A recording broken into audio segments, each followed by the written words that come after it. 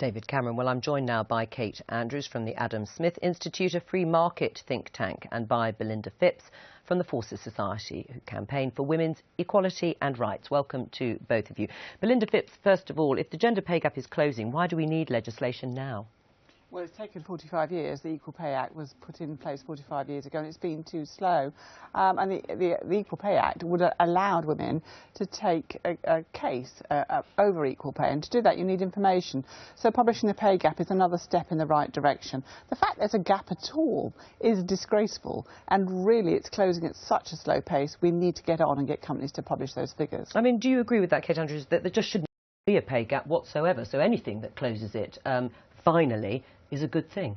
I have no doubt that some women are still forced through gender stereotypes to take on certain jobs and take on certain roles in the family. But employers have nothing to do with that discrimination.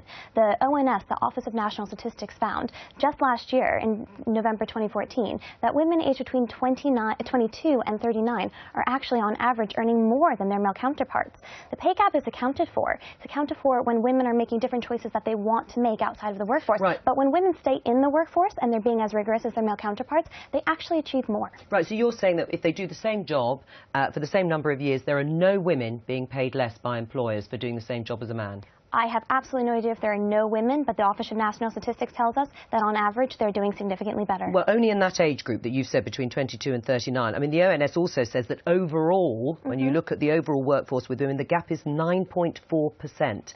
So what are you disputing? So when you look at that gap, you have to look at the choices that people are making. Are they taking significant periods of time out of their career? What is their background? What is their education? You can't just look at numbers on a spreadsheet and think that you can come up with the answer. And isn't that the case, that women, rightly or wrongly, are deciding to do perhaps different type of jobs, having a better work-life balance, taking time out, which could mean that they fall behind before they then eventually catch up, that is the reality of the workplace?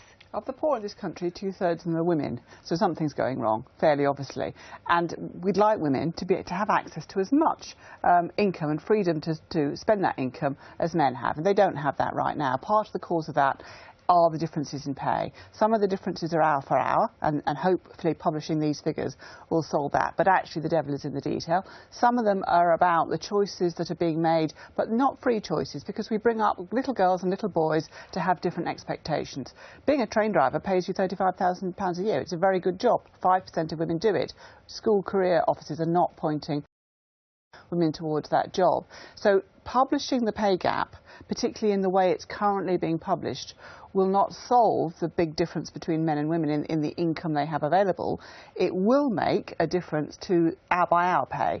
And if we published it properly, so for example, if the gap looked at pay including overtime and including bonuses, and it gave you enough information, because what's being published at the moment is median pay for women versus median pay for men, and just the gap. Right. So in that you can hide an awful lot of things. Well, let me just get your response to that. Sure. Well, bonuses and overtime go back to lifestyle decisions that I like to think people are making freely and of their own accord. But you did bring up a really good point, and I would agree that I think there are some women out there who don't feel like they have a completely free choice. And those are the women that I want to target, certainly from a young age, and even, you know, grown-ups in their careers who feel like they're being forced into motherhood or a family life that they aren't necessarily choosing. But again, that has nothing to do with employer discrimination. That has to do with us as a society and our view of tradition.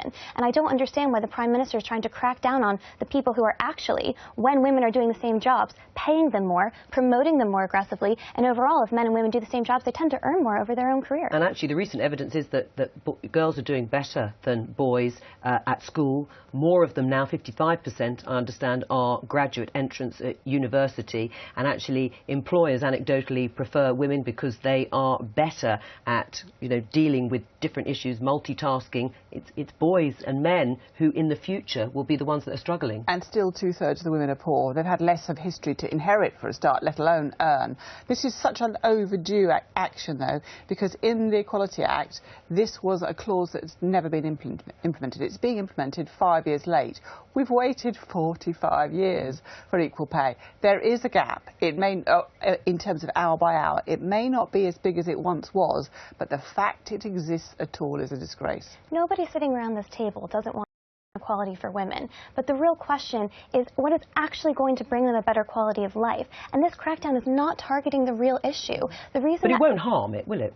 Well, I think it certainly will. I think it's insulting to women. I mean, women have come so far. There are now 25% of women on those boards, not because the government told them that they had to be there, but because women are advancing in their own right. Now the government comes in and takes all the credit. Ladies, we're going to end it there, but thank you very much. That's it for today, and it was a busy day. Thanks to all of our guests, but particularly to you, Malcolm Rivkin, for being our guest of the day. I'll be back at 11:30 tomorrow with Andrew for live coverage, of course, the last Prime Minister's questions before the summer recess. Join us then.